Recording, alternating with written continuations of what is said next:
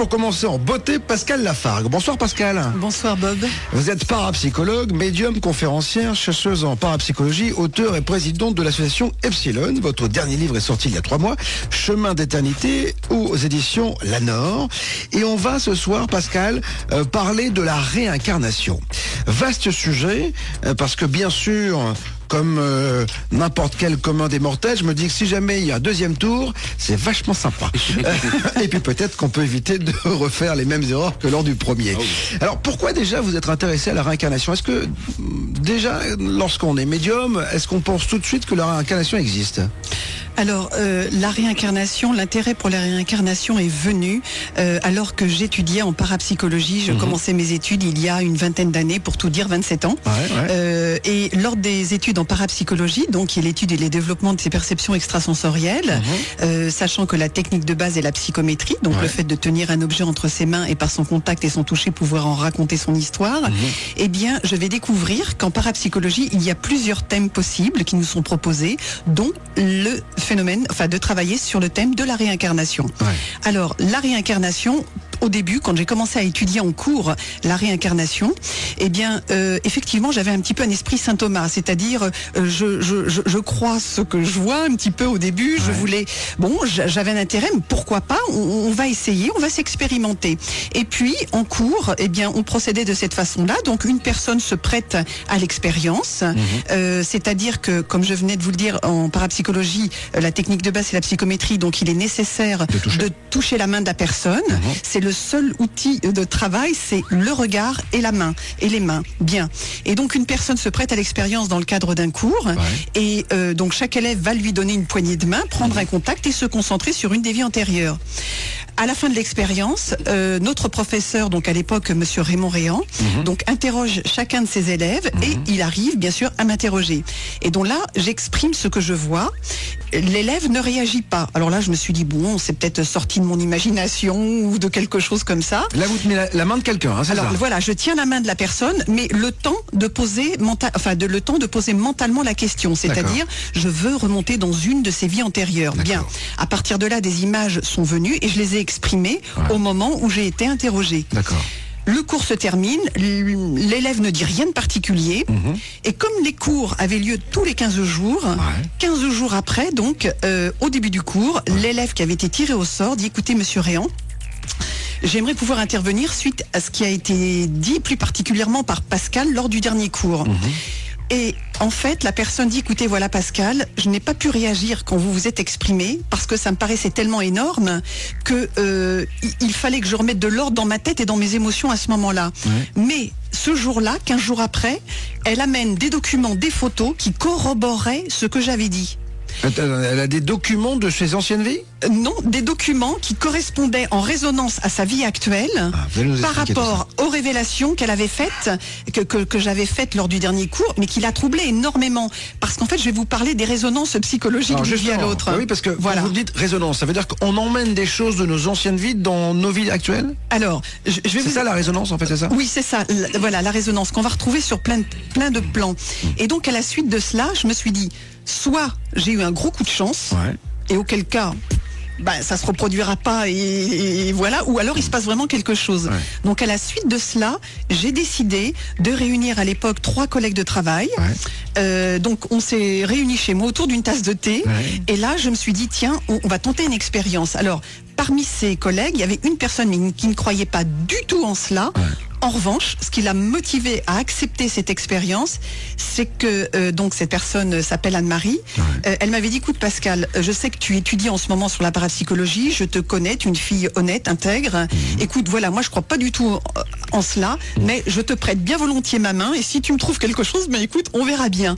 Eh bien, toute mon histoire a commencé de ce qui s'est passé ce jour-là dans le cadre de cette expérience donc entre amis, où ces révélations que je lui ai faites ont dépassé l'entendement, puisqu'à la suite de ça, eh bien, certaines informations lui ont parlé. Nous avons commencé à mener une enquête, et alors là, il s'est passé des choses absolument incroyables pendant cette enquête, et toute mon histoire est partie de là. Et là, je me suis dit, ok, un coup de chance de cette nature-là, c'est pas possible. Il se passe vraiment quelque chose. Alors on va découvrir tout ce qui se passe jusqu'à 22h avec mon invité ce soir, Pascal Lafargue. Pascal Lafargue, avec moi jusqu'à 22h, parapsychologue, je le rappelle pour ceux qui viendraient d'arriver, médium, conférencière, chercheuse en parapsychologie, auteur et présidente de l'association Epsilon, tout ça pour dire qu'il y a du sérieux dans vos recherches. La résonance, comment on arrive à recomposer le puzzle finalement? Comment vous travaillez pour vous dire, ah bah tiens, ça c'est une résonance d'une ancienne vie? Alors, tout d'abord je vais expliquer, donc, et ça va répondre à votre question, dans ma méthodologie de travail. Alors, lorsque je travaille sur une recherche de vie antérieure, je travaille en 5 étapes. La première étape va être celle où pendant 2-3 heures, je vais être concentrée et je vais faire des révélations donc à la personne qui est en ma présence. Donc même procédé, donc la personne est assise en face de moi à mon bureau. Et là elle peut pas dire si c'est vrai ou pas parce que de toute façon c'est vous qui lui faites les révélations. Elle est spectateur. L'élève est spectateur à ce moment-là. C'est là où l'enquête est sympa en fait. Voilà, alors vous allez voir. Donc la personne donc écoute, donc on enregistre systématiquement la séance parce qu'en fait quand je suis concentrée, j'ai un débit qui peut être très rapide et on n'a absolument pas le temps de noter. Donc au moins quand c'est enregistré, un mot, une phrase, on peut louper quelque chose par rapport à l'enquête. Donc on va enregistrer et la personne va être spectateur, va noter des phrases qui lui résonnent ou des choses qui lui résonnent. En tout cas, elle va être très attentive. Bien. La deuxième étape va être celle d'établir un tableau des résonances psychologiques, c'est-à-dire tout ce qui a été révélé dans la vie antérieure par rapport à la vie actuelle. Et le tableau des résonances psychologiques, d'ailleurs des médecins psychiatres qui m'ont suivi dans mes travaux m'ont demandé beaucoup d'insister sur ce tableau des résonances psychologiques, c'est-à-dire qu'est-ce que l'on va retrouver d'un point de vue affectif, émotionnel, personnel, familial, professionnel, des traumatismes, des peurs, des événements, bref, tout ce qui va sembler se retrouver dans cette vie-ci. Bien. La troisième étape va être celle de mener une enquête. Pourquoi ? Quand j'ai la chance d'obtenir des noms, des prénoms, des dates, des noms de rues, de lieux, de villes, de faubourgs, etc., eh bien, je vais commencer à contacter les offices du tourisme, les archives départementales, les cercles d'historiens. Ah oui, donc c'est une vraie enquête policière. C'est une vraie enquête, c'est Sherlock Holmes. C'est une vraie enquête. Et à partir de là, bien, Internet aussi va être un outil formidable pour commencer. Mais ça n'apportera pas tout, Internet, parce que il faut aller au contact des gens. Il faut aller au contact des gens. Et donc, la partie enquête va être très importante parce que elle va en partie déjà commencer à me donner des réponses. Bien. L'étape numéro 4 va être celle de se rendre sur les lieux. Alors, quand l'élève le souhaite, eh bien, en allant sur les lieux, il y a un double intérêt. Vous y allez ensemble ? Oui, alors j'y vais toujours avec la personne concernée, sinon ça ne présente pas d'intérêt. Et puis il y a toujours une petite équipe avec moi de passionnés qui me suivent. Et qui témoignent presque. Et qui sont mes témoins vivants, donc c'est important. Et donc en fait, d'aller sur le terrain, il y a 2 intérêts. Le premier, c'est que je me retrouve en condition sur des lieux que plusieurs mois auparavant, j'ai vu dans ma lecture médiumnique. Parce qu'en fait, il faut bien savoir, quand je suis concentrée, c'est pas des flashs. Je fais partie d'un espace-temps où je vis, ça bouge, c'est en continu, c'est comme un film. Vous êtes dans la scène, quoi, en fait. Je suis dans la scène, absolument. Je vois, j'entends, j'ai des odeurs, des sons, des sensations. J'ai tous les sens qui sont en éveil. Bien. Et donc, d'aller sur les lieux, ça me permet, plusieurs mois après, de me retrouver dans les conditions dans lesquelles, et là je me reconnecte très rapidement par rapport, même si les révélations étaient faites plusieurs mois avant. Le deuxième intérêt, c'est que la personne pour qui je mène l'enquête, à son tour, cette personne-là va avoir des ressentis, va ressentir des choses, va obtenir des informations. Alors bien sûr, l'émotion, etc., tout ça va rentrer en ligne de compte. Bien sûr. Et donc, l'enquête sur les lieux, ces 2 intérêts-là sont importants. Mais j'en ai découvert un troisième. C'est que lorsque l'on va dans un endroit et que l'on rencontre des gens et que ces gens-là, qu'on ne connaît pas, parce que je peux aller dans différents pays, d'un seul coup se retrouvent connectés à mon histoire, à ma recherche, m'ouvrent des portes, me donnent des informations et parfois même, il arrive que ces personnes-là se révèlent être liées karmiquement avec nous. Alors là, ça dépasse juste l'entendement. Qu'est-ce que vous dites lié à l'histoire ? Alors, je finis avec la 5e étape et je reviens. Et la 5e étape, donc pour terminer avec la méthodologie, c'est en fait faire la synthèse et comment dirais-je, et surtout la conclusion des choses. La conclusion, c'est-à-dire le but, c'est que ça apporte à la personne une réponse. C'est d'essayer de comprendre les répétitions de schémas, les blocages, les points forts, les points faibles, pourquoi ça bloque, là où ça peut débloquer, etc. Bien. Donc voilà, c'est un travail vraiment en continu. Maintenant, par rapport à ce qui peut se passer, un exemple très simple. Ouais. Je suis en Bretagne et je mène une enquête. De vie antérieure. Donc j'ai rendez-vous avec le conservateur du musée, plusieurs personnes. Bien. Et ce jour-là, le conservateur du musée était très en retard. Il avait 2 heures de retard. Et à ce moment-là, il était tellement confus de ce retard qu'il me donne les coordonnées d'une personne. Il me dit que cette personne est historienne, qu'elle habite Paris, mais elle a une maison dans cette ville de Bretagne. Et il dit, je vous donne les 2 numéros de téléphone. Elle pourra vous aider, vous renseigner. Ouais. Bien. En sortant de ce rendez-vous, il était vraiment désolé et nous, on a perdu 2 heures dans notre planning. J'appelle le numéro en question d'abord en Bretagne, ça ne répond pas. J'appelle à Paris. Et là, à Paris, je tombe sur un jeune homme et ce jeune homme me dit, je cherchais à joindre Madame Untel. On me dit, ah ben non, ma mère n'est pas là. Je fais, ah bon, mais elle rentre quand? Oh ben, il me dit, écoutez, elle est partie en Bretagne et vous ne l'aurez pas avant. Je dis, mais attendez, vous voulez dire, elle est bien partie dans cette ville? Il me dit, oui, tout à fait. Mais j'ai dit, attendez, j'y suis. Ah ben, il me dit, si vous appelez vers 5 heures, vous l'aurez. C'est absolument inouï. Donc j'appelle vers 17h30, j'ai cette personne en question. Après un échange téléphonique, elle accepte de me recevoir. Je commence à l'interviewer. J'enregistre notre conversation et là entre nous, je commence à lui à poser des questions sur la personne historique qui est la réincarnation de la personne qui m'accompagnait. Et au bout d'un moment, je sentais qu'il y avait un feeling particulier qui s'installait entre nous. Et à un moment donné, je sens que je peux lui poser la question. Je lui dis, croyez-vous en la vie après la mort? Elle me dit, tout à fait. Je lui dis, croyez-vous en la réincarnation? Elle me dit, complètement. Alors j'ai dit, écoutez, voilà. La personne qui est à côté de moi est la réincarnation de cette femme pour laquelle je vous pose des questions depuis tout à l'heure. Et là, elle me regarde et elle me dit, écoutez, je vais vous dire une chose. Quand je vous ai vu, vous avez commencé à parler, à me poser des questions. J'ai tout de suite vu dans vos yeux que vous étiez quelqu'un de médium et que vous me cachiez quelque chose. Et donc, à partir de là, elle prend un pull, elle grelottait de froid, elle tremblait, elle prend un pull et elle me dit, écoutez, Pascal, je vais vous dire une chose. Vous vous intéressez donc à la réincarnation, donc c'était la réincarnation de Judith Gauthier. Eh bien, je tiens à vous dire qu'il y a 3 mois, un médium m'a fait la révélation que j'étais la réincarnation d'Estelle Gauthier, la sœur de Judith Gauthier. Ah oui, d'accord. Donc je ne sais pas si vous êtes en train de vous rendre compte de ce que je suis en train de vous dire. C'est-à-dire que d'une enquête où, grâce finalement au retard du conservateur qui me donne un numéro de téléphone, tout s'est enchaîné pour qu'elle-même m'annonce qu'elle est liée puisqu'on lui a fait cette révélation 3 mois auparavant. Donc là, c'est juste la cerise sur le gâteau. Pascal Lafargue avec moi ce soir. Vous nous avez permis d'avoir 2 témoignages au téléphone ce soir exceptionnels parce qu'il est rare quand même d'avoir des gens qui osent parler de la réincarnation. On aura Valérie dans un instant. Vous restez donc avec nous comme tous les soirs. Mon nom est Bob, ça change pas. Et jusqu'à minuit, je vous dis toute la vérité.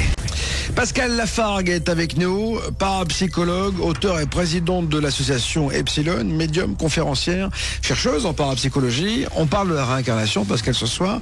Et donc, 2 témoignages exceptionnels que vous nous avez permis d'avoir ce soir, celui de Valérie. Bonsoir Valérie. Bonsoir. Comment allez-vous? Ça va. Bon. Ça va. Un peu stressé? Ouais, non, mais vous inquiétez pas. Moi aussi, j'ai le trac tous les soirs, donc vous inquiétez pas. Valérie, vous avez quel âge et vous nous appelez d'où? J'appelle de Paris et j'ai 37 ans. D'accord. Alors, déjà merci, je le disais tout à l'heure, parce que c'est pas simple, j'imagine, de parler de tout cela. Qu'est-ce qui vous a donné envie déjà de savoir si vous aviez eu une vie antérieure? Ah bah écoutez, j'ai toujours été très passionnée justement de parapsychologie et je me suis souvent questionnée sur l'éventualité d'une vie après la mort. Et lorsque j'ai découvert Pascal à travers la lecture d'un de ses livres et que j'ai vu qu'elle parlait si bien du sujet et surtout qu'elle menait des enquêtes, je me suis dit waouh, si la réincarnation existe, c'est que la vie après la mort aussi forcément. Et du coup, j'ai eu envie d'en savoir plus et j'ai été guidée jusqu'à elle. D'accord. Voilà. Et vous avez été bluffé par le travail, parce qu'elle nous a un peu décrit sa façon de travailler, sa méthodologie. C'est Sherlock Holmes, elle le disait elle-même. Alors complètement, c'est justement ça qui m'a donné envie de creuser, de rencontrer cette personne, parce que des médias, des lectures, j'en ai connu pas mal. Mais là, justement, elle va sur le terrain, elle mène des enquêtes. Donc je me suis dit, elle veut vraiment, entre guillemets, prouver ce qu'elle avance. Bien sûr. Elle ne se contente pas de faire des révélations, et c'est ça qui est très intéressant, bien sûr. En fait, vous voulez des faits, Pascal, tout simplement, quoi. C'est ça. Pardon. Vous voulez des faits, en fait, c'est ça. En fait, comme je le dis toujours, pour crédibiliser en fait la parapsychologie, et pour moi, il est important. Bon, les révélations sont une chose, mais le contrôle, c'est aussi très important. Bien sûr. La preuve, finalement, tout simplement, quoi.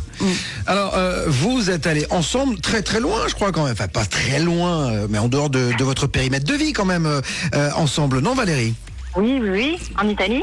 Voilà, à Florence exactement, c'est ça? À Florence, oui. Alors, qu'est-ce qui s'est passé? Comment ça a démarré en fait? Qu'est-ce qu'elle vous a dit pour vous convaitre?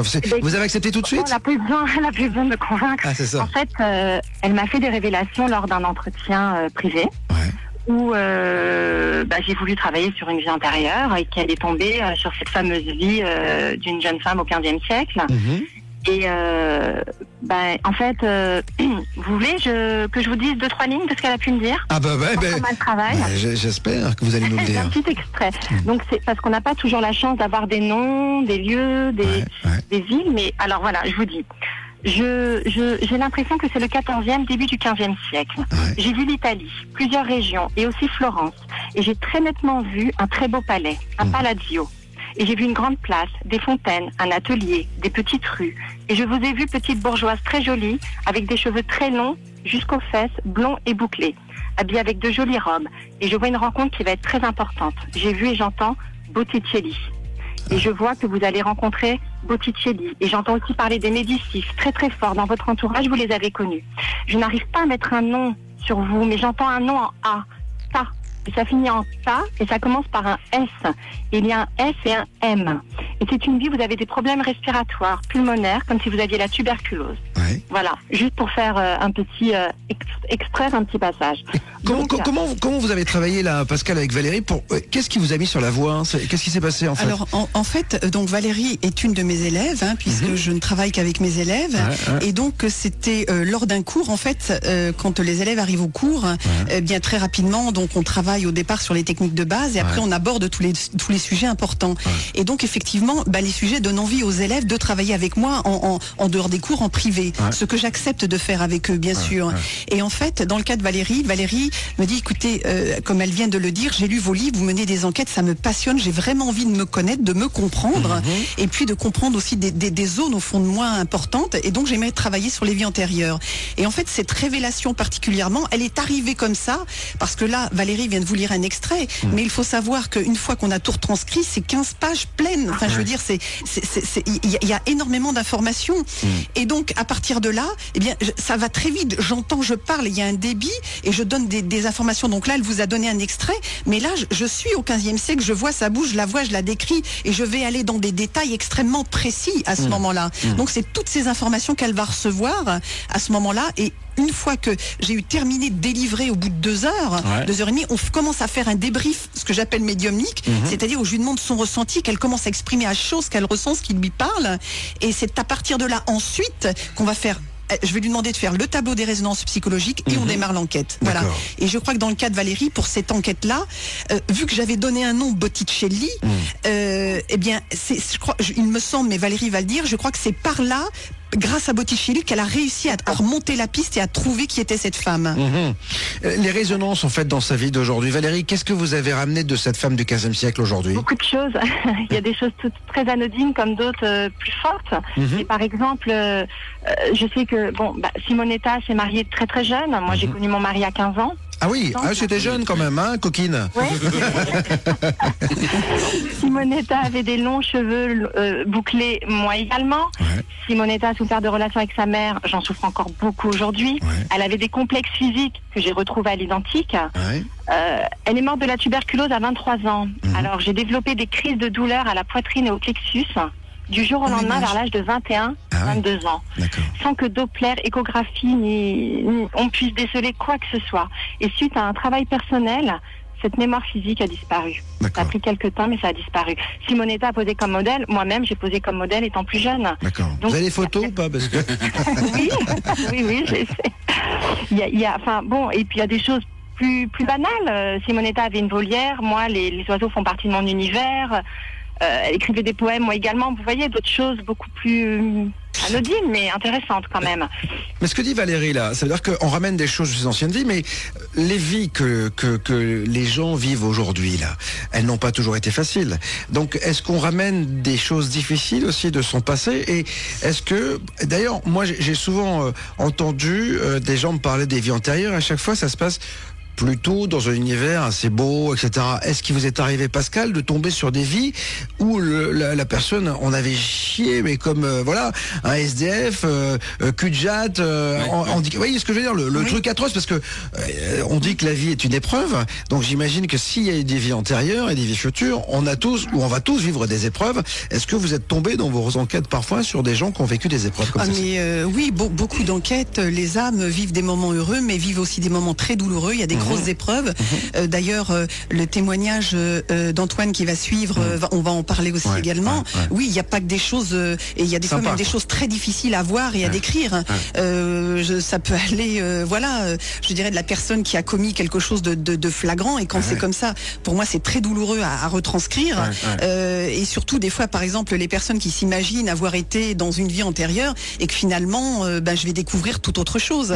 Donc en fait, oui, c'est pas toujours évident. C'est pour ça que travailler dans le cadre de mes élèves, il y a un suivi, et c'est ça qui m'intéresse aussi par rapport aux révélations que je peux faire. Mais je voudrais revenir 2 secondes sur Valérie et son témoignage, parce que ce qui est très important, c'est que pour vous dire à quel point d'une vie à l'autre les informations au niveau de la réincarnation peuvent suivre, et justement c'est tout ce patchwork pour les élèves qui le souhaitent que j'essaye avec leur accord bien évidemment de construire autour de la réincarnation. C'est-à-dire que dans le cas de Valérie, on continue le travail, parce que je crois qu'on est parti pour un long travail avec Valérie, comme je le fais d'ailleurs avec d'autres élèves. Il se trouve que j'ai révélé, donc là l'enquête est en cours actuellement, une de ses vies antérieures au 19e siècle. Donc cette femme a été identifiée, elle a vécu à Paris, elle a été identifiée, on a retrouvé des documents, on fait des grosses recherches là-dessus, mais on a découvert quelque chose c'est surtout Valérie qui a découvert quelque chose d'incroyable, et je vais laisser à Valérie le soin de le dire. Qu'est-ce que vous avez découvert, Valérie? Dites-moi tout. Je me suis donc intéressée à ce personnage du 19e siècle. J'ai acheté pas mal de... J'ai trouvé 2-3 livres où on parle de sa vie à cette femme. Et dans un des livres, il y a l'auteur qui dit de cette femme, en 1842, la jeune femme posait pour son mari qui était peintre, et diverses évocations font d'elle une sorte de Botticelli, blonde, au visage empreint de cette douceur toute spirituelle des canons de la Renaissance. C'est quand même dingue. Alors je me permets de rebondir. Ce qui est incroyable, c'est que je lui fais cette révélation au 15e siècle. On va faire une enquête, on va aller en Italie, nous allons aller à Florence. Et 1 an après, 1 an et demi, nous faisons un autre travail de vie antérieure. Cette femme est identifiée, on la retrouve, on retrouve des documents, historiquement on retrouve des choses, et il est dit dans ce livre que son mari qui était peintre, donc vous voyez déjà là, il y a une résonance encore au niveau de la peinture, et en plus son mari la comparait au canon de la beauté de la Renaissance, et plus particulièrement à cette femme, Simonetta. Ça dépasse l'entendement quand même, ce maillage incroyable. Qu'est-ce que ça a changé dans votre vie quotidienne, Valérie? En fait, le fait d'avoir appris tout ça. Écoutez, déjà, je pense que je suis revenue différente de Florence. J'ai... Bronzée, peut-être? Non, c'était en février, non. Ça a été le début d'une réconciliation avec ma féminité. Et ça a réveillé en moi des émotions et des passions enfouies. C'est-à-dire, ça a été très positif. C'est mieux connaître le passé pour mieux vivre et construire le présent et l'avenir. Le fait de mieux se connaître, c'est magique. Bien sûr. Et plus on en sait, plus on a envie d'en savoir, et plus tout prend un sens. Les problèmes qu'on peut avoir dans cette vie, ou les attirances, ou les répulsions, oui, ça nous permet vraiment d'avancer. C'est magique. Alors vous restez avec nous toutes les deux, on marque une pause musicale, c'est pour vous, et on se retrouve dans un instant pour continuer à parler de cette vie, et finalement après la mort, la réincarnation de l'âme dans des corps. Je vous poserai la question d'ailleurs, est-ce qu'un homme peut se réincarner en femme et vice versa? Les nationalités, puisqu'on voit bien que là Valérie était italienne, visiblement elle est française aujourd'hui, est-ce qu'on peut se réincarner en n'importe quelle nationalité? On verra tout ça dans un instant. On parle ce soir de réincarnation avec Pascal Lafargue, et puis Valérie également, avec qui, Pascal, vous avez travaillé et vous avez découvert des choses assez incroyables. La question que je vous posais juste avant la pause, c'est les différentes nationalités, parce que est-ce qu'on peut se réincarner en n'importe... Est-ce qu'on choisit notre réincarnation? Vous avez eu des infos là-dessus? Oui, bien sûr, parce que pendant de nombreuses années, pendant 15 ans, j'ai énormément travaillé sur l'entre-deux-vie. Donc là, vous répondre de façon lapidaire, ça va être très difficile. Oui et non. Oui et non. Donc, mais il faudrait que je développe et ça risquerait de prendre beaucoup de temps. Voilà. Quel est l'intérêt de la réincarnation finalement? Alors, il y avait une phrase... Ça, c'est une grande question. Parce que demain, je vis une vie... Bon, tout se passe bien, je touche du bois, ma vie est pas trop mal. Mais il y a des gens, je vous le disais, qui souffrent énormément. Mais j'ai pas envie de revenir. Non. Moi, je me dis, bon, il faut que ça se termine. D'ailleurs, plein de gens qui veulent que ça se termine, quoi. Alors, il y a une phrase d'Alan Kardec qui dit « Naître, mourir et renaître encore et progresser sans cesse, telle est la loi. » Et en fait, ce que j'ai pu constater en travaillant sur les vies antérieures depuis maintenant 25 ans, c'est que en fait, il y a une notion de progression. Il y a une notion d'étape. Le but, eh bien, on se rend compte que l'âme va évoluer et va travailler sur différents plans. Alors, quand on voit l'aspect, par exemple, intellectuel, émotionnel, affectif ou professionnel, ça ouvre déjà plein de possibilités. Et on se rend compte qu'on peut aussi reproduire des schémas parce que on est dans la douleur, parce qu'on n'a pas compris ou parce qu'on a eu un comportement qui a conduit à cela. Donc en fait le but c'est la progression de l'âme, c'est l'évolution et la progression de l'âme, c'est comprendre le sens aussi de sa vie. C'est tout ça que veut la réincarnation, parce que justement dans le sens contraire, ce qui va le déterminer, ça va être justement les répétitions de schémas. Et Dieu sait, pendant toutes ces années, les répétitions de schémas que j'ai pu constater, vraiment ça dépasse aussi de l'entendement. C'est-à-dire que ça se reproduit dans les mêmes conditions, parfois au même âge, dans les mêmes conditions. C'est assez surprenant. Enfin, quand on a la chance de mener une enquête et de retrouver des traces, bien évidemment. Qui a déterminé qu'on allait se réincarner un jour? Est-ce que vous vous êtes posé cette question? Parce que il y a bien un numéro 0, il y a bien oui, il y a eu un mec qui est arrivé pour la première fois et il se dit bon ben voilà, je suis seul. Allô, il y a quelqu'un? Il va falloir que je recommence. Et voilà. Est-ce qu'on se réincarne depuis toujours? Parce qu'il y a les mecs en peau de bête quand même. Oui. Alors je n'ai pas la prétention, je n'ai de connaître tout cela par cœur ni de savoir. Pour le moment, j'expérimente, je remonte dans le temps. Je n'ai pas encore de réponse concrète à vous apporter. Je n'en ai pas, donc je préfère être honnête. Vous venez, le jour où vous en avez une, c'est extraordinaire. Le jour où, voilà, mais j'essaye de remonter en tout cas jusqu'à la source et de comprendre comment ça a pu se passer. J'en suis là pour le moment. Il me faut du temps, il me faut des moyens. Vous êtes remonté, dans vos enquêtes, vous êtes remonté jusqu'à quand dans une réincarnation? Parce que là, Valérie, on est au 15e siècle. Est-ce que vous êtes déjà remonté plus haut? Oui, bien sûr, 1er siècle. Ah oui, carrément. Oui, 1er siècle.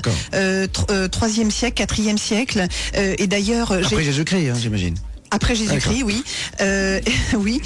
Et d'ailleurs, je dois dire qu'il y a une de mes élèves, ça fait 12 ans que nous travaillons ensemble, et avec elle, je suis en train de constituer, je fais carrément une thèse sur la réincarnation, parce que c'est un chantier absolument incroyable, et nous avons fait un travail qui remonte à la période du 4e siècle, et grâce à des historiens, on a pu contrôler qu'historiquement, alors bien sûr, il n'y a plus de traces, il n'y a plus de preuves, mais on sait que c'est vrai, et on sait que ça existait. Donc, je vous assure, c'est absolument incroyable.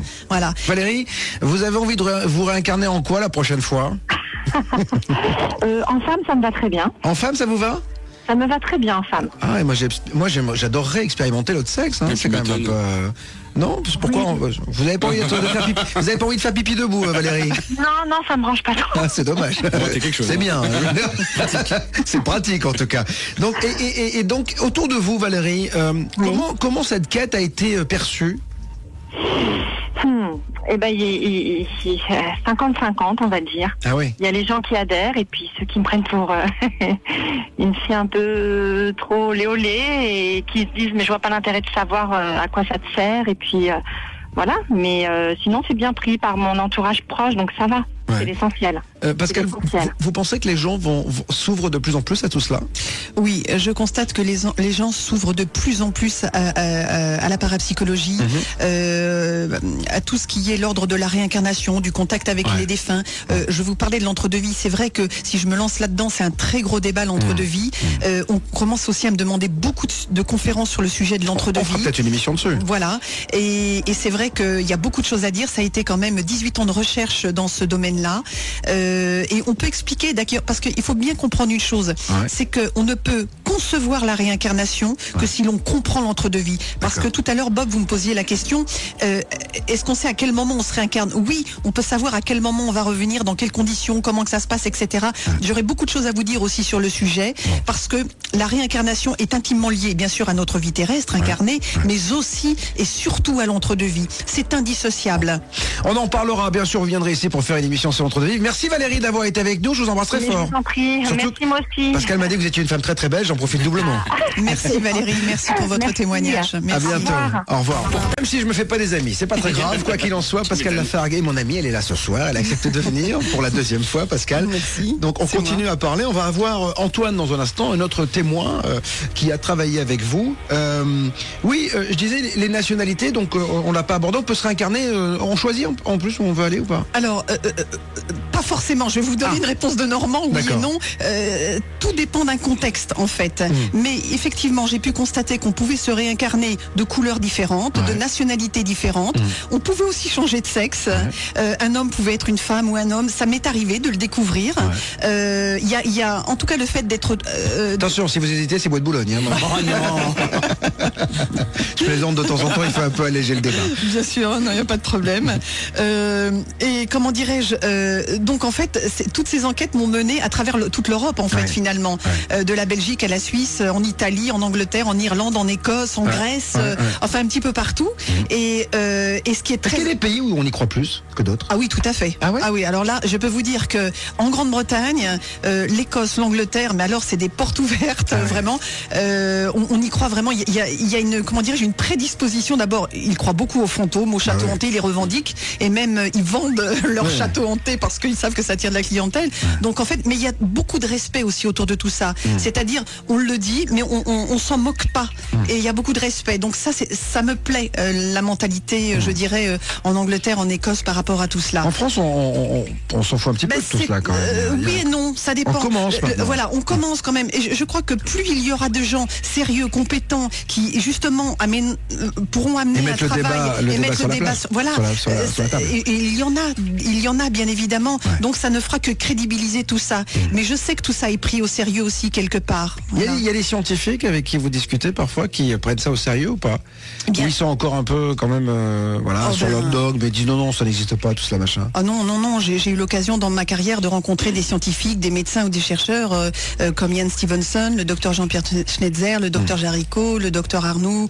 Ils envisagent autre chose. Oui, tout à fait, oui, complètement ouvert. Et d'ailleurs, je me rappelle même je crois que son nom c'était ce monsieur Louis-Marie Vincent que j'avais croisé sur un plateau de télévision. Pareil, un scientifique qui avait dit que la physique quantique un jour permettra probablement d'expliquer le phénomène de la réincarnation. Donc oui, je rencontre régulièrement des scientifiques ouverts, pas bornés, mais ouverts, qui ouvrent à des possibilités de réponse par rapport à tout cela. Parce que c'est ça aussi qui va permettre de faire avancer le débat, c'est d'avoir des gens qui sont en dehors de votre cercle rapproché et qui ont une autre vision des choses, mais qui commencent finalement à s'intéresser à votre vision. C'est ça qui va faire avancer les choses. Mais vous savez, je suis un petit peu toute seule moi dans mes recherches. Et au contraire, quand j'ai la chance de pouvoir être aidée, secondée, épaulée et soutenue, au contraire, je ne demande que ça dans la continuité de mes travaux. Alors vous avez pas mal d'élèves, des gens avec qui vous travaillez. On va accueillir, si vous le voulez bien, Antoine. Pour passer à l'antenne, appelez Bob au 36 28 et dites ado. Bonsoir Antoine. Oui, bonsoir Bob. 59 ans de Paris, c'est ça? Oui, tout à fait. Magnifique. Alors, dites-moi, qu'est-ce que vous avez vécu avec Pascal? Comment ça s'est passé? Quelle a été la rencontre d'ailleurs? Et quel est l'élément déclencheur?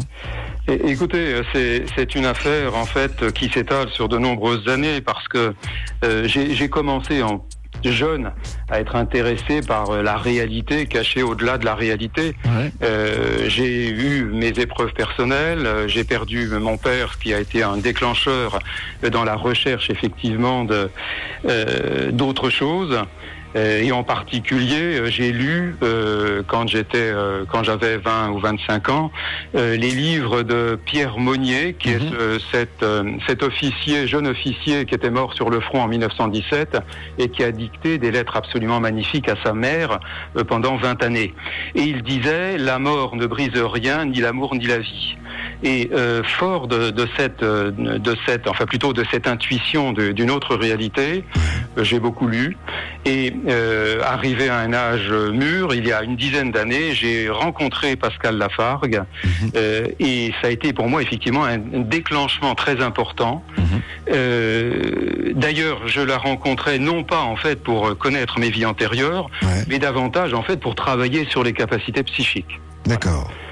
Et finalement, ça a dévié sur vos vies intérieures, c'est ça ? Oui, alors dans les cours que j'ai suivis à l'époque, où nous étions tirés au sort, la personne sur laquelle on travaillait était tirée au sort, j'étais de très nombreuses fois tiré au sort, et on a travaillé effectivement sur à la fois cette vie-ci, en fait la jeunesse, et puis ensuite sur les vies antérieures.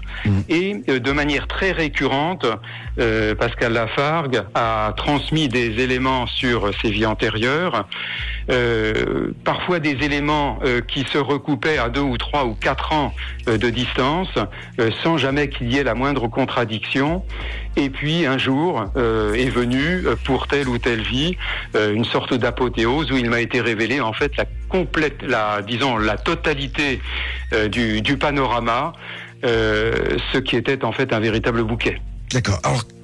Alors là, Pascal, qu'est-ce que vous avez découvert pour Antoine ?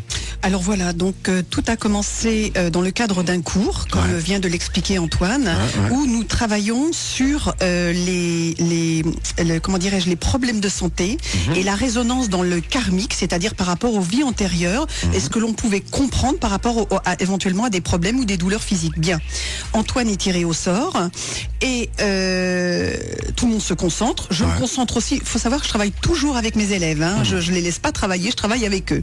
Et donc tout le monde s'exprime et à la fin je dis à Antoine, écoutez Antoine, je ressens énormément que vous avez des migraines, je sens des douleurs à la tête, des migraines récurrentes, et donc dans ma concentration j'ai voulu savoir d'où ça venait, est-ce que karmiquement ça pouvait s'expliquer. Et d'un seul coup, en concentration, donc on m'envoie très clairement un court passage, un petit court métrage, et je vois donc Antoine aux commandes d'un avion, en train de piloter en avion, et je vois que d'un seul coup il y a une bombe qui arrive sur l'avion, la bombe percute l'avion et va lui toucher le crâne à l'arrière, là il meurt et il y a le crash immédiat. Bien, à la suite de cette révélation, donc Antoine... Faut toujours faire le malin Antoine, ça c'est sûr, l'avion, tout ça, machin, voilà. Donc en fait, Antoine me dit qu'effectivement ça lui parle énormément. Ah oui? Ça le trouble et ça lui parle énormément, donc à partir... Pourquoi, juste 2 secondes, pourquoi Antoine ça vous parlait? Qu'est-ce qu'il y avait? Il y avait quelque chose que vous aviez en vous? Oui, parce qu'il faut dire que j'ai passé en fait le plus clair de ma carrière dans l'aéronautique, et je suis pilote moi-même, donc en plus je m'intéresse beaucoup effectivement aux avions militaires de la Deuxième Guerre, donc c'est vrai que c'était une résonance très forte. D'accord. Bien évidemment, information que je ne connaissais pas. Ah voilà, d'accord, c'est la question que j'allais vous poser. C'est important de le dire. Et donc à la suite de ça, d'un commun accord avec Antoine, nous décidons de faire en séance privée, donc d'aller plus loin et de fouiner cet aviateur, la vie de cet aviateur. Et c'est pendant 2-3 heures ce que je vais faire avec Antoine. Alors, que s'est-il passé? Vous allez le savoir dans une poignée de secondes. Alors, avec Antoine ce soir, nous vivons un témoignage exceptionnel. On en a eu un tout à l'heure avec Valérie, c'est le deuxième ce soir. On parle de la réincarnation. Donc l'enquête continue finalement. Là, déjà, Antoine... interloqué, j'imagine, quand vous entendez Pascal vous dire ça, non, la première fois? Alors oui, c'est vrai, je suis interloqué, mais ça me parle tellement, c'est une telle résonance par rapport à ce que j'ai fait dans cette vie-ci, des préoccupations, parce que pour être un tout petit peu plus précis, les éléments que me transmettent Pascal dépassent le simple cadre de cet accident final. Donc les résonances s'accumulent, et pour moi, j'ai l'impression presque à certains moments de revivre cette vie au travers de ma vie actuelle, au travers de ma mémoire actuelle. Ah, c'est incroyable. Comment vous, Pascal, là, ça fait de nombreuses années que vous travaillez avec Antoine, mais comment vous arrivez à vous reconnecter à cette vie? Vous voulez dire Là, vous apprenez, vous découvrez en fait finalement son ancienne vie. Oui. Mais pour vous reconnecter, pour essayer de comprendre comment ça se passe en fait. La concentration. Toujours. Toujours la concentration. Vous vous reconnectez sur le. Exactement. D'accord. Vous le touchez encore une fois à chaque fois. Voilà, je lui prends la main, je pose mentalement la question et j'y vais. Voilà. Et je reconnecte. C'est comme si en fin de compte, j'avais laissé, vous aviez laissé sur votre ordinateur une information, une petite fenêtre. Ben vous recliquez sur la fenêtre, voilà, un dossier, et vous cliquez, vous entrez dedans. Et en fait, c'est vrai que j'ai j'ai cette possibilité-là, voilà, et je m'en sers. Voilà. Alors, qu'est-ce qui s'est passé encore avec Antoine? Alors, à la suite des révélations, donc, Antoine a commencé à mener une enquête, et puis alors là, il a commencé à découvrir, alors il vient d'exprimer à l'instant la notion des résonances, il a commencé à découvrir énormément de choses qui ont commencé à devenir de plus en plus troublantes. Et précises peut-être? Et précises, mais je laisse le soin à Antoine d'en parler. Alors, qu'est-ce que vous avez découvert au fur et à mesure que vous tiriez le fil de la pelote? Alors, donc c'est vrai que les informations qui m'ont été transmises pendant de très nombreuses années aboutissent à cette révélation globale, et je vais rechercher qui est le nom, puisque j'ai le nom en fait de l'aviateur. Ah oui, c'est énorme ça. Donc je vais rechercher des éléments sur sa vie. Il se trouve en fait qu'il y a une biographie que je lis d'une traite toute une nuit, et cette biographie me parle d'une manière extraordinaire.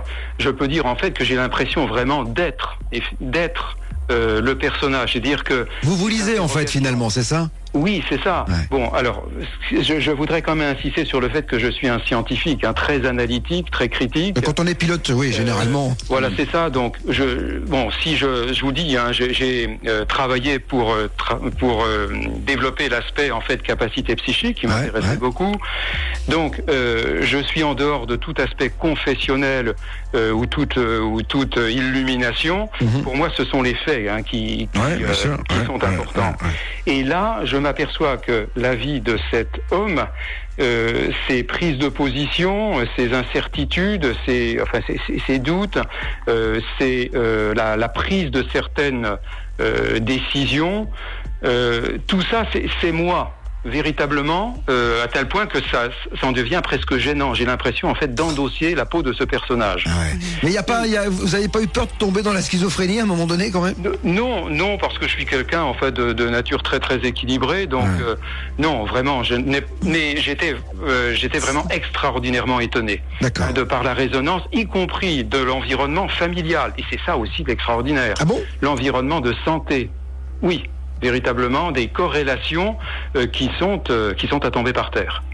Par exemple au niveau de l'environnement de la famille, par exemple, le fait que cet aviateur avait 4 enfants, j'ai eu 4 enfants dans cette vie. Et puis l'environnement familial, un certain mode de pensée, certaines positions, vous voyez, disons sociales. Tout ça, je les ai retrouvés complètement dans cette vie. Alors, ce que je voudrais rajouter, c'est que Antoine vient de dire, j'ai eu un nom. Grâce à ce nom, on a retrouvé cet aviateur. Et ce que je dois dire, c'est que cet aviateur est mort exactement dans les conditions que j'avais citées précédemment. C'est-à-dire, il a été bombardé, il a reçu un obus, l'obus a tapé la carlingue et il lui a tapé l'arrière du crâne et il y a eu le crash. C'est-à-dire qu'il est vraiment mort dans les conditions que j'avais données. C'est un pilote français? C'est un pilote français. D'accord. Et dites-moi, physiquement, vous avez retrouvé une photo de ce pilote ou pas? Oui, tout à fait. Est-ce qu'il y a quelque chose que vous avez ramené de son physique? Écoutez, c'est moins. Je pense que c'est à Pascal Lafargue de le dire. Oui. Alors, écoutez, nous avons retrouvé une photo de cet aviateur. La ressemblance est plus que troublante. Ah bon? Plus que troublante, oui. Oui. Et je voudrais même rajouter, c'est que donc avec Antoine, nous sommes allés sur le terrain, nous avons enquêté. Et ce que je dois dire, c'est que au fur et à mesure de notre enquête, donc je garde de façon confidentielle le nom de cet aviateur. Je ne veux pas tout dévoiler. Voilà, l'important c'est le témoignage. Mais lors de l'enquête, nous avons eu l'information extrêmement importante que le mécanicien avion de cet aviateur était toujours en vie. Et vous l'avez rencontré? Avec Antoine, j'ai dit à Antoine, nous ne pouvons pas passer à côté d'une telle occasion, c'est impossible. Donc nous avons contacté ce mécanicien avion qui est très âgé, et la rencontre s'est faite. Nous l'avons rencontré. Ça veut dire que nous étions avec l'homme qu'Antoine réincarne, dont il est la réincarnation, mais que cet homme a servi pendant la Seconde Guerre mondiale. Alors, dans les yeux de cet homme, qu'est-ce qui s'est passé? Ce que je peux juste vous dire, c'est que pendant tout le temps où nous étions ensemble, il y avait beaucoup d'émotions, tant de la part d'Antoine que de ce monsieur. Et à la fin, quand nous nous sommes quittés... Et vous lui avez dit que mais non, j'ai pas pu. Vous pensiez que Antoine était la réincarnation de ce pilote ou pas du tout ? Non, ça je n'ai pas pu le dire. Je n'ai pas pu le dire. Mais vous avez senti qu'il y avait quelque chose ? Oui. Et Antoine, vous l'avez senti aussi qu'il y avait quelque chose entre vous et ce monsieur ? Oui, c'est très très fort. Alors je me souviens plus exactement ce qu'il a dit en mots de conclusion. Je vais le dire, je me souviens. C'était absolument extraordinaire. Oui. Alors en mots de conclusion, donc Antoine est parti le premier. Moi je suis restée donc avec ce monsieur. Et au moment de lui serrer la main, il m'a regardé droit dans les yeux et il avait les larmes aux yeux. Et il m'a dit, avec le dos de la main comme ça au niveau de la poitrine, il m'a dit, si vous saviez, madame, à quel point ça m'a fait du bien de lui parler, de me libérer. Si vous saviez à quel point ça m'a fait du bien. Et là, je savais qu'au niveau de son inconscient, il savait pas qu'Antoine était la réincarnation de cet aviateur. Mais je sais qu'au niveau de son cœur et de son inconscient, il a compris quelque chose. Sinon, il ne m'aurait pas fait ce geste et il ne m'aurait pas dit ça. Qu'est-ce que ça m'a fait du bien de lui parler. Et quand on a la chance dans les enquêtes de vivre des moments comme ça, mais je vous assure, ça dépasse l'entendement. C'est vraiment pour moi la plus grande récompense à travers tout le mal que je me donne dans mes enquêtes et de mes recherches. C'est juste invraisemblable. Alors, vous restez avec nous, petite pause musicale. On va se retrouver juste après parce que j'en ai pas fini avec vous, Antoine. Je vous ai sous la main, là. Je vais vous poser des questions. Pascal Lafargue est mon invité ce soir jusqu'à 22h, un petit peu plus peut-être. En tout cas, ça m'intéresse fortement cette réincarnation. Et je sais que vous aussi, mon Elliot, ça bouge pas mal sur la page Facebook. Oui, ça va donner beaucoup de travail à Pascal, je pense. Il y a beaucoup de gens qui vont tenter de la contacter. Eh ben voilà, donc ce sera de bien belles choses en perspective. Pascal Lafargue est là pour parler de la réincarnation. Antoine, l'un de ses élèves, entre guillemets, avec lequel vous avez, travaillé, Pascal, pour tenter de découvrir quelle était l'une de sa vie, parce qu'on en a plusieurs. Alors, là, il y a quand même un truc qui est incroyable, c'est que il y a résonance, ressemblance physique, rencontre avec une personne que Antoine aurait connue dans son ancienne vie, donc, et émotion. Et puis, pas que ça, il s'est passé d'autres choses également, Pascal. Vous avez vécu d'autres choses. Alors, par rapport à cette vie antérieure... Vous avez ramené d'autres informations là-dessus. Oui, alors par rapport à cette vie antérieure, en fait, et Antoine le disait très très bien, c'est-à-dire, en fait, vous savez, il y a une phrase de Pascal qui dit... De Blaise Pascal ? Oui, de Pascal le philosophe. La réalité fournit plus que l'imaginaire. Eh bien, je vous garantis que dans le cadre de mes recherches, ça dépasse vraiment l'entendement. Et Antoine l'exprimait tout à l'heure, et il expliquait que, en fait, ça devient presque gênant à tel point c'est du copier-coller. Et souvent, quand on a la chance, je dis bien parce que c'est pas toujours le cas, des fois on met beaucoup de temps à retrouver des documents ou des informations, il y a cette similitude comme ça, cette résonance, ces répétitions qui sont tellement effarantes, mais sans entrer dans les détails, je sais que, parce qu'on peut pas rentrer dans tous les détails, mais d'ailleurs Antoine a déjà un peu expliqué par rapport à sa vie personnelle, les enfants, etc. Mais c'est comment dirais-je, oui, on pourrait dire presque un copier-coller. C'est ça qui est absolument effarant. Oui, mais en même temps, vous me disiez que si on se réincarne, c'est pour faire avancer un peu le public. Alors voilà. Pourquoi là, il y a un copier-coller ? Oui, alors ça on va dire c'est plus personnel. Là. C'est le couac, là, Non, c'est pas du tout le couac. C'est-à-dire, en fait, c'est un travail là que je fais personnellement avec Antoine, dans cette vie-ci où on comprend. Mais là, à la limite, ça n'a pas à être dit à l'antenne. C'est un travail qui ne concernera à ce moment-là qu'Antoine et moi dans le travail d'analyse et de synthèse, en tout cas. Mais est-ce que vous avez la sensation, Antoine, finalement, maintenant que vous savez quel était ce personnage, que vous avez évolué par rapport à lui ? Alors, oui, parce que clairement, la problématique ou les problématiques qu'il a rencontrées... Déjà, vous avez évité l'obus. Alors, comment ? Déjà, vous avez évité l'obus. Alors oui, c'est vrai. D'abord, je suis toujours en vie. Et oui, c'est ça. Alors que lui l'a perdu malheureusement à 33 ans. C'est ça. C'est vrai. Mais l'ensemble des problématiques qu'il a vécues et que j'ai retrouvées en grande partie au cours de cette vie ont incontestablement été éclairées justement par cette connaissance que m'a donnée Pascal Lafargue. Il y a beaucoup de questions que je me suis posées jeune, notamment en fait dans la direction que pouvait prendre ma vie. Beaucoup de questions qui se sont posées et je ne savais pas pourquoi je me posais ces questions et maintenant j'ai la réponse. Par rapport à cette vie de l'aviateur, mais aussi par rapport à d'autres vies dont on n'a pas parlé. Et qui n'ont d'ailleurs strictement rien à voir par rapport à ce que vous avez vécu là dans cette vie-là. Ouais, exactement, tout à fait, complètement disjointe.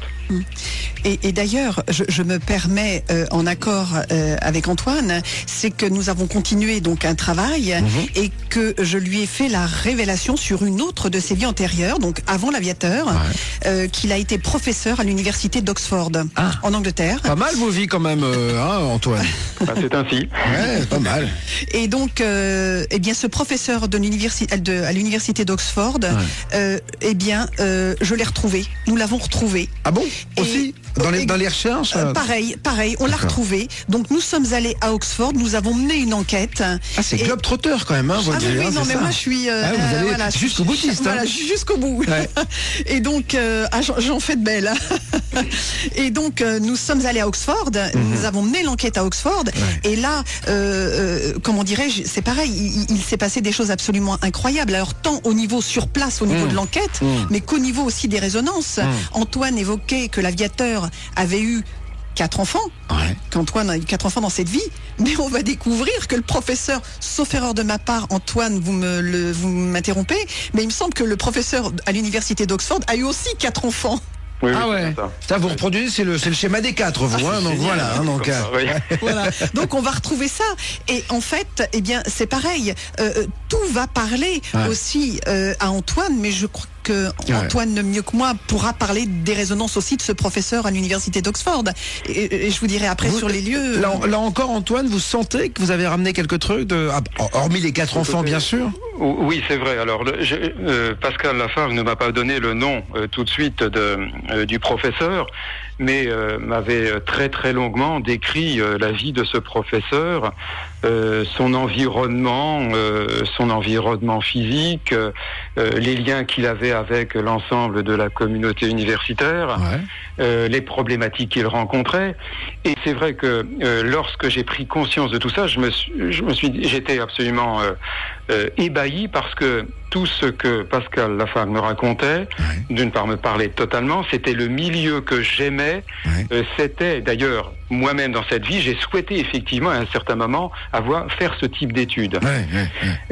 Donc ça me parlait totalement. Et lorsque nous avons eu le nom et que nous avons recherché, et ça n'était pas très facile, l'histoire complète de ce professeur, qui a été confirmé sur place, là j'ai été effectivement subjugué, parce que des détails absolument infimes se sont trouvés totalement validés. Un vrai bouleversement dans votre vie depuis que vous savez tout cela. Antoine, vous me disiez tout à l'heure que ça avait un peu conditionné quand même tout cela, mais oui, j'imagine que au fond de nous, on doit être un peu quand même pas perturbé, mais on doit se dire voilà, je suis pas là par hasard, j'ai vécu des choses et je ne suis pas à ma première vie. Oui, tout à fait. Alors c'est vrai que c'est un éclaircissement, c'est presque une illumination sur la vie actuelle comme somme de toutes les vies passées. Et là véritablement, on touche du doigt la loi de cause à effet, c'est-à-dire que rien ne se fait par hasard et que toute cause a une conséquence. Bien sûr. Et ça, c'est absolument, c'est majestueux, c'est un véritable feu d'artifice. En fait, moi, j'ai vécu ça à l'intérieur de moi-même. Finalement, c'est l'effet papillon, mais à l'ère humaine, à l'échelon humain, quoi. C'est-à-dire qu'en fait, tout ce que l'on fait se répercute au fil du temps dans nos vies, futur. Oui, tout à fait. Et sur tous les plans de notre existence, psychique, physique, c'était assez extraordinaire. Et là encore, la même question que j'ai posée à Valérie tout à l'heure, Antoine, dans votre quotidien, dans votre entourage, le fait d'avoir découvert ça, est-ce que déjà les gens y croient? Parce qu'il y a beaucoup de sceptiques. Comment vous avez été appréhendé? Alors, écoutez, dans mon entourage très très proche, certaines personnes effectivement connaissent ces informations, mais au-delà, c'est ignoré, et je souhaite effectivement que ça reste ignoré le plus longtemps possible. Est-ce que ça vous a rapproché de la spiritualité? Est-ce que ça vous a rendu spirituel? Ça m'a confirmé en fait dans la réalité d'une autre réalité, et cette fois-ci d'une manière totalement tangible. D'accord. Bah écoutez Antoine, je voudrais vous remercier d'avoir pris la peine ce soir de venir témoigner, parce que vous me disiez il y a quelques secondes que vous n'en parliez pas souvent. Là vous l'avez fait devant pas mal de milliers de personnes. En tout cas, merci infiniment. Et puis n'hésitez pas à revenir avec Pascal. La prochaine fois on fera une émission sur peut-être Entre deux vies. Si vous venez témoigner, il n'y aura aucun problème, vous êtes ici chez vous. Eh bien, merci beaucoup Bob, c'est un grand plaisir. À bientôt. Merci beaucoup Antoine, merci infiniment. Qu'est-ce qui vous fait avancer, Pascal? C'est ça? C'est d'avoir des découvertes comme celle-ci, de voir que ça fait avancer les gens dans leur vie, c'est des révélations. Alors, je n'ai aucune prétention, mais je suis fondamentalement une passionnée. Ouais. J'ai découvert que j'avais ces capacités. Ouais. Je les mets au service, je dirais, des élèves avec qui je travaille. J'ai vraiment envie comment dirais-je, d'apporter de la crédibilité dans le domaine de la parapsychologie à travers toutes ces enquêtes. Ouais. D'ailleurs, je disais que des révélations exigent un contrôle qui exige des réponses et des mises en résonance. C'est-à-dire, en fait, c'est la passion. Je me dis, mais si j'ai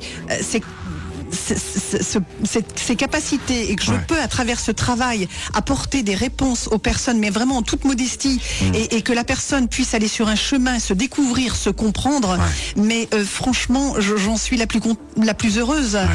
Je suis une passionnée, vous devez le voir, ça se voit. Mais qui dit passionnée dit passionnante fatalement. Voilà, et en fait ça a pris tellement ma vie, parce que j'ai remis tout en question, ma carrière professionnelle, j'ai tout remis en question à un moment donné, parce qu'en fait je me suis rendu compte que là il y avait vraiment des prédispositions, et que si pendant très longtemps j'ai cru au hasard, et que bon, peut-être que là on était clément avec moi de l'autre côté, là à un moment donné avec la répétition des expériences on se rend compte que non, c'est plus le fruit du hasard et qu'il se passe vraiment quelque chose. Et je crois que les plus beaux remerciements, bien Antoine qui vient de témoigner, et je sais à quel point c'est quelqu'un de pudique et de discret, donc vraiment un infini merci.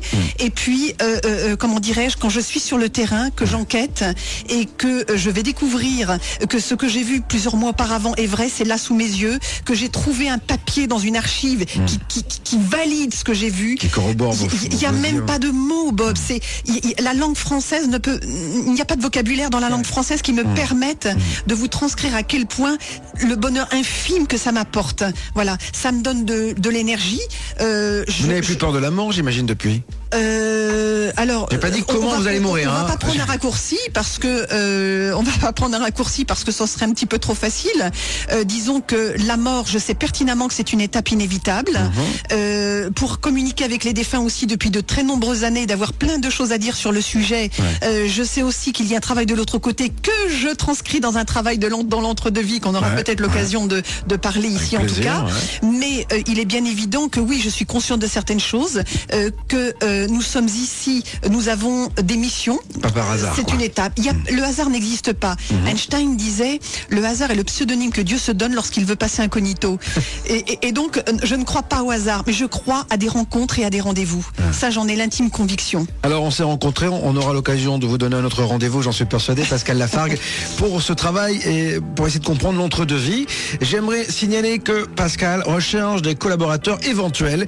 Alors, il n'y a pas d'argent, c'est juste de bénévolat, parce qu'on voit que c'est pas ce qui l'a fait avancer, c'est le goût de la découverte. Donc si vous êtes intéressé, ils peuvent toujours éventuellement vous contacter quelque part sur votre site, il y a un Facebook, quelque chose comme ça. Oui, il y a le site Epsilon, ils peuvent aller sur mon site pascallafargue.com. Et sérieux, bien sûr. Voilà, non, c'est vraiment en fait c'est pour m'aider dans mes recherches. Exactement. En fait, j'ai besoin d'aide dans mes recherches. Moi, je verrais bien Martin qui est très souvent sur le site et sur la page Facebook, qui est très au fait de tout cela. Martin, tu devrais t'intéresser, te rapprocher peut-être de Pascal. Mais vous savez, juste le petit clin d'œil, si je peux me permettre, j'ai donné une conférence à Luxembourg il y a à peu près 15 jours, et en fait il y avait un monsieur assis à côté de moi, et ce monsieur, donc à un moment donné, je ne sais pas pourquoi, mais j'ai osé évoquer une enquête qui est en cours qui concerne Mathilde Toscane. J'aurai l'occasion d'en parler une autre fois. Bien. Et ce monsieur m'a dit qu'il connaissait parfaitement, m'a dit, vous connaissez donc les comtes de Briey? Je lui ai dit oui, tout à fait, puisque Mathilde Toscane a été comtesse de Briey. Et donc il m'a dit qu'il avait une documentation absolument incroyable, et à un moment donné il m'a dit, je ne sais pas pourquoi je vous montre ça, mais il me montre une photo qui est la naissance de Vénus de Botticelli. D'accord. Ah bah, et je lui dis, mais pourquoi vous me montrez ça? Il m'a dit, parce que je me doutais que ça avait un sens. Et ce monsieur, et va être une mine d'or, je le sais, j'ai pris ses coordonnées et il va m'aider sur mes recherches historiques. Donc voilà. Vous le disiez, il n'y a pas de hasard. Il n'y a pas de hasard. Pascal Lafargue avec nous ce soir. Je rappelle que vous avez écrit un bouquin qui s'appelle Chemin d'éternité. Il est sorti il y a 3 mois aux éditions Laneur. À bientôt. À très bientôt, Bob, et merci beaucoup pour votre accueil. Au revoir.